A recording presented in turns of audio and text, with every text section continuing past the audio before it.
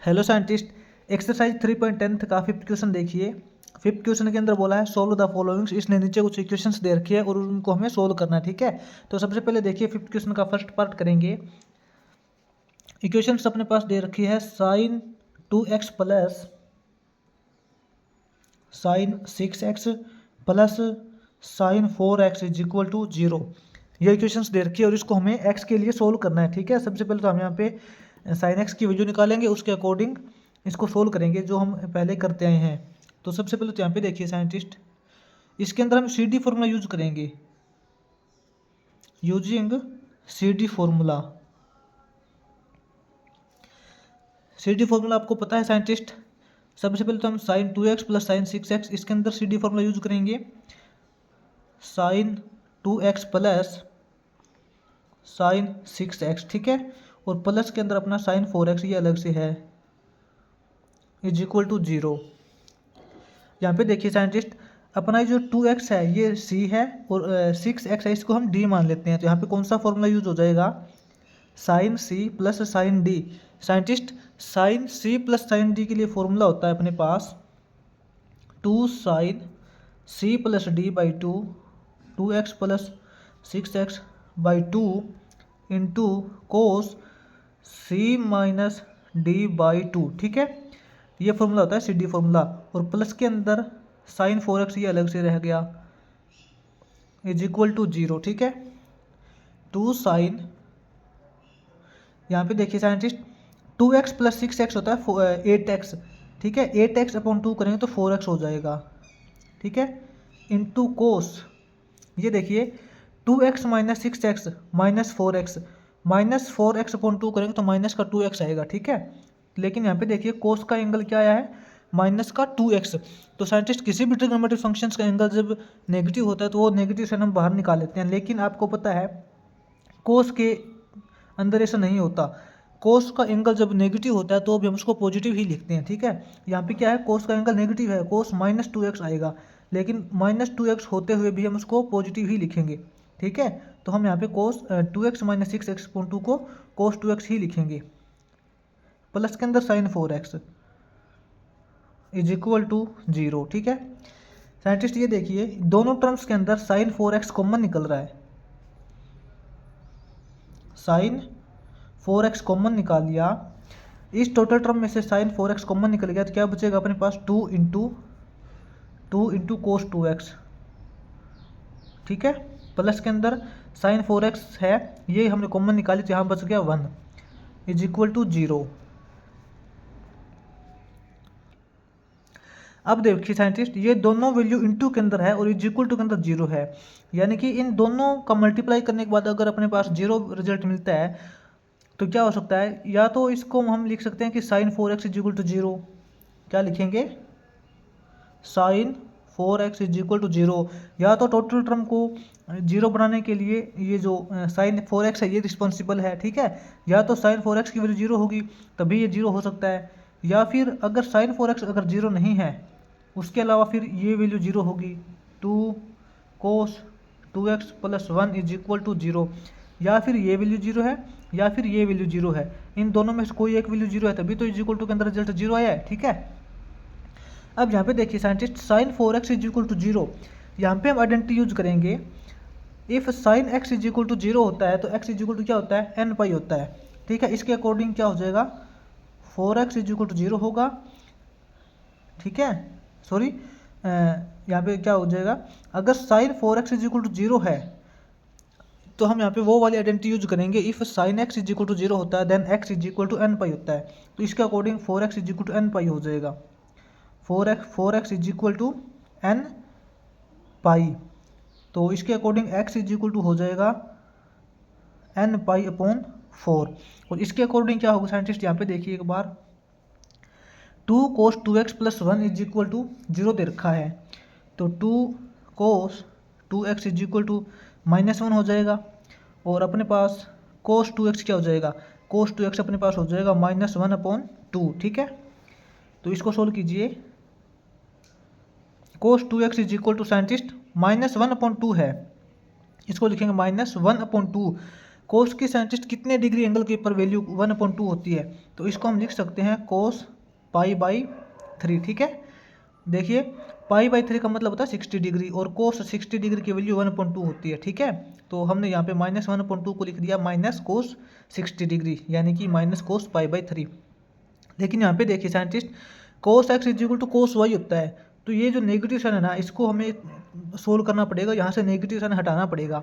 इसको हम कैसे हटा सकते हैं नेगेटिव साइन को, ये देखिए कोस 2x इज इक्वल टू, इस कोस π/3 को हम किस प्रकार लिख सकते हैं, ये जो अपने पास कोस π/3 है, इसको हम लिखेंगे साइंटिस्ट कोस π माइनस π/3।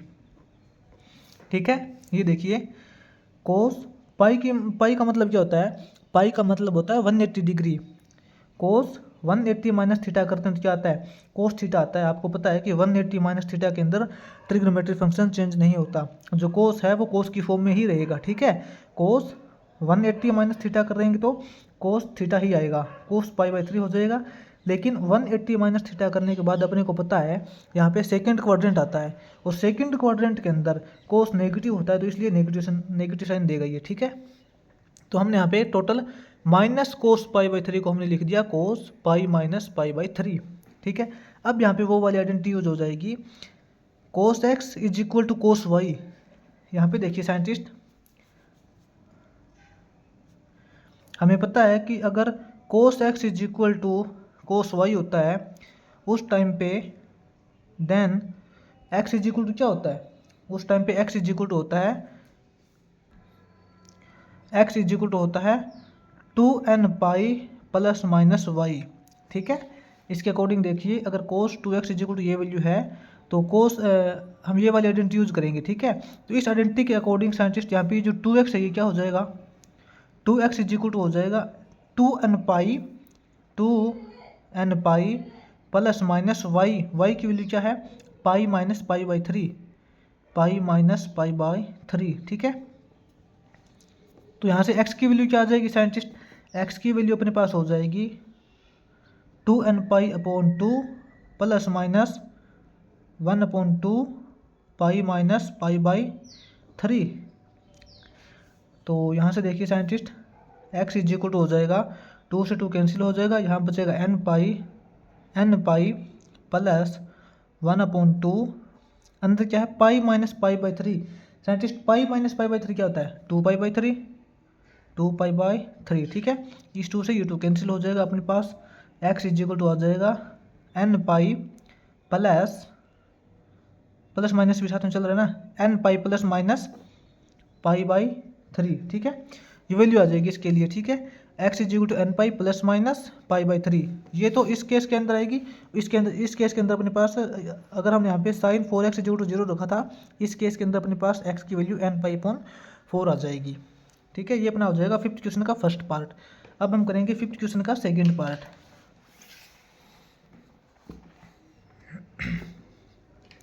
यहाँ पे देखिए फिफ्थ क्वेश्चन के सेकंड पार्ट के अंदर इक्वेशंस दे रखी है अपने पास, cos x plus cos 2x plus cos 3x is equal to 0। ठीक है, तो साइंटिस्ट यहाँ पे देखिए, इसके अंदर भी हम CD फॉर्मूला यूज करेंगे, यूजिंग CD फॉर्मूला। साइंटिस्ट इसके अंदर हम CD फॉर्मूला कौन सी टर्म के अंदर यूज करेंगे, कोस x और कोस 3x के अंदर यूज करेंगे। क्या लिखेंगे, कोस x प्लस कोस 3x। ठीक है, और प्लस के अंदर कोस 2x। इसके अंदर हम CD फॉर्मूला यूज करेंगे cos C plus cos D।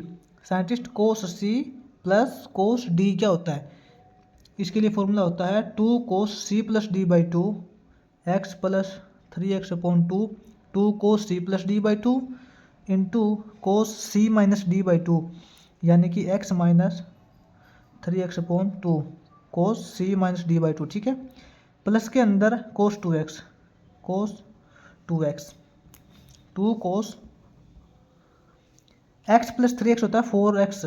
ठीक है, 4x/2 करेंगे तो 2x इंटू कोस, यहाँ देखिए x माइनस 3x करेंगे तो माइनस 2x आएगा, x माइनस 3x करेंगे तो माइनस 2x आएगा, अपॉन 2 है तो यहाँ ये बचेगा माइनस x, यहाँ पे क्या आएगा कोस माइनस x, यानी कि कोस का एंगल है माइनस x।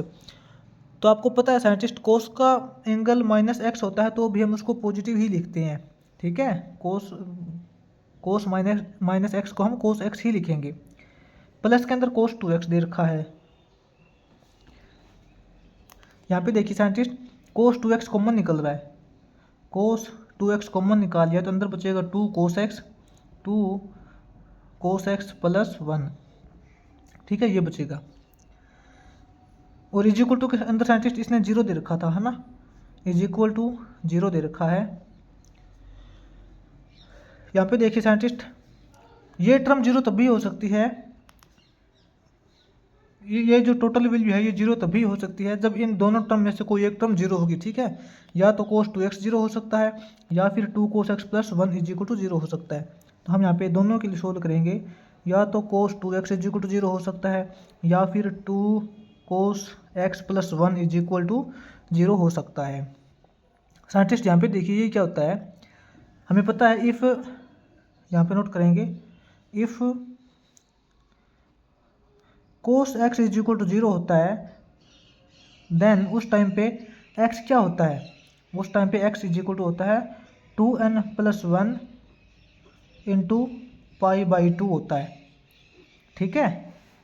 ये वाली आइडेंटिटी यूज करेंगे, हमें पता है if cos x is equal to 0 होता है उस टाइम पे x is equal to 2n plus 1 into pi by 2 होता है। इसके अंदर देखिए कोस 2x इज इक्वल टू 0 है तो इसके according 2x is equal to क्या होना चाहिए 2n plus 1 into pi by 2, ठीक है।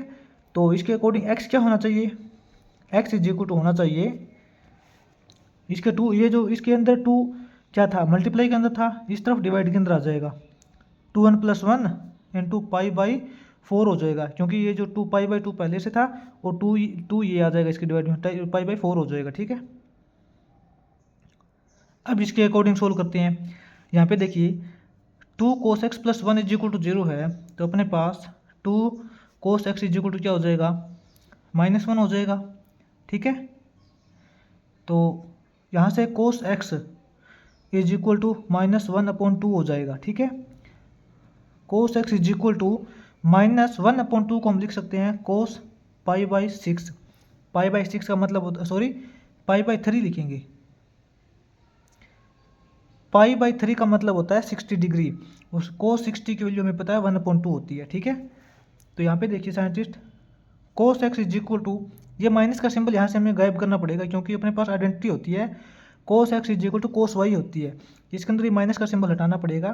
तो इसको हम क्या लिखेंगे साइंटिस्ट, इसको हम लिख सकते हैं कोस पाई माइनस पाई अपॉन 3 लिख सकते हैं ना, क्योंकि आपको पता है ये देखिए कोस पाई का मतलब होता है 180 डिग्री, पाई का मतलब होता है 180 डिग्री, तो कोस 180 माइनस थीटा क्या होता है, कोस 180 माइनस थीटा करते हैं तो कोस थीटा ही आता है, लेकिन 180 माइनस थीटा करने के बाद अपने पास सेकंड क्वाड्रेंट आता है, और आपको यह भी पता है कि सेकंड क्वाड्रेंट के अंदर कोस नेगेटिव रिजल्ट देता है, तो ये नेगेटिव रिजल्ट इसने यहाँ दिया था, तो हमने यहाँ पे इसको चेंज कर दिया, माइनस कोस पाई बाई 3 को हमने लिख दिया कोस पाई माइनस पाई बाई 3, ठीक है। Cos x is equal to cos pi minus pi by 3 करेंगे तो अपने पास आएगा 2 पाई बाई 3, ठीक है, ये लिख दिया। अब यहाँ पे साइंटिस्ट वो वाली आइडेंटिटी यूज हो जाएगी, if cos x is equal to cos y होता है देन उस टाइम पे एक्स क्या होगा, एक्स इज इक्वल टू हो जाएगा 2n pi plus minus Y, ठीक है। ये वाली आइडेंटिटी यहाँ पे यूज हो जाएगी, cos x is equal to cos y होता है तो उस टाइम पे x is equal to 2n pi plus minus y होता है, यहाँ पे क्या दे रखा है cos x is equal to cos y, ठीक है। तो उस टाइम पे x की वैल्यू क्या होगी, इसके अकॉर्डिंग जो x इज इक्वल टू हो जाएगा वो हो जाएगा 2n pi plus minus y, y का मतलब 2 पाई बाई 3, ठीक है, इतना हो जाएगा। इसको हम आगे सोल्व करें तो आगे भी कर सकते हैं, हम यहाँ से 2 पाई कॉमन निकाल लेंगे, 2 पाई अगर हम कॉमन भी निकाल लेते हैं तो अंदर क्या हो जाएगा, अंदर बचेगा n plus minus 2 pi common निकल गया 1/3, ठीक है, ऐसा हो जाएगा ये अपना हो जाएगा फिफ्थ क्वेश्चन का सेकंड पार्ट, और इसी के साथ अपना फिफ्थ क्वेश्चन कंप्लीट हो जाता है।